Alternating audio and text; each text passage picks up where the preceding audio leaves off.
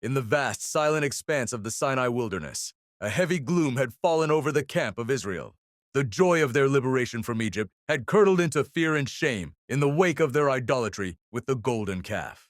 At the foot of the very mountain where God had delivered his law, the people now looked dejected, their future uncertain. It was in this atmosphere of despair that God delivered a heart-stopping message to Moses. He declared that an angel would be sent to lead them into the promised land, a land flowing with milk and honey, but he himself would not go up in their midst. The reason was stark and severe. They were a stiff-necked people, and his presence might consume them in his righteous anger. When the Israelites heard this dreadful news, a wave of grief swept through the camp.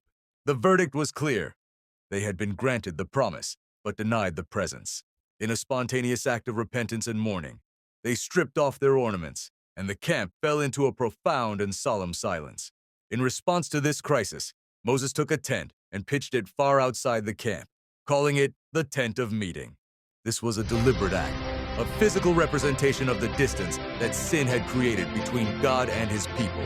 Whenever Moses went out to this solitary tent, a remarkable thing would happen. All the Israelites would watch as a magnificent pillar of cloud descended from the heavens and stood at the entrance, a visible sign that the Lord was present and speaking with Moses. Joy would fill the camp as they witnessed this holy communion.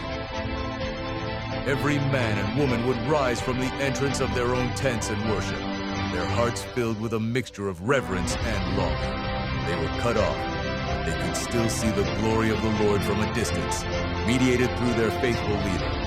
The Tent of Meeting became a symbol of both separation and hope, a place where heaven and earth could still touch.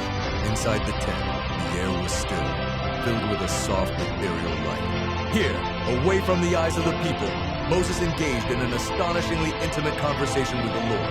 The scriptures say he spoke with God face to face, as a man speaks to his friend.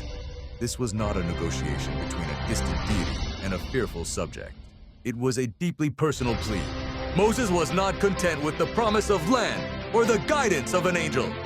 He laid his heart bare before God, arguing that without God's own presence, the journey was meaningless. If your presence will not go with me, do not bring us up from here, he pleaded.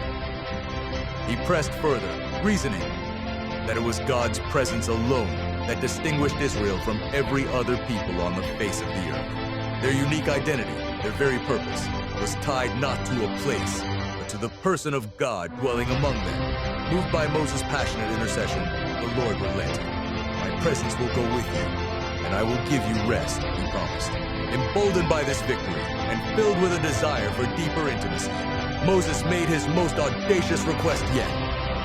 Please, show me your glory. The Lord agreed, but with a condition that protected Moses' very life.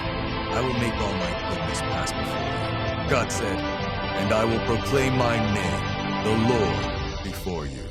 But he made it clear, you cannot see my face, for man shall not see me and live. God then placed Moses in a cleft of a rock on the mountain. As his breathtaking glory passed by, the Lord covered Moses with his hand.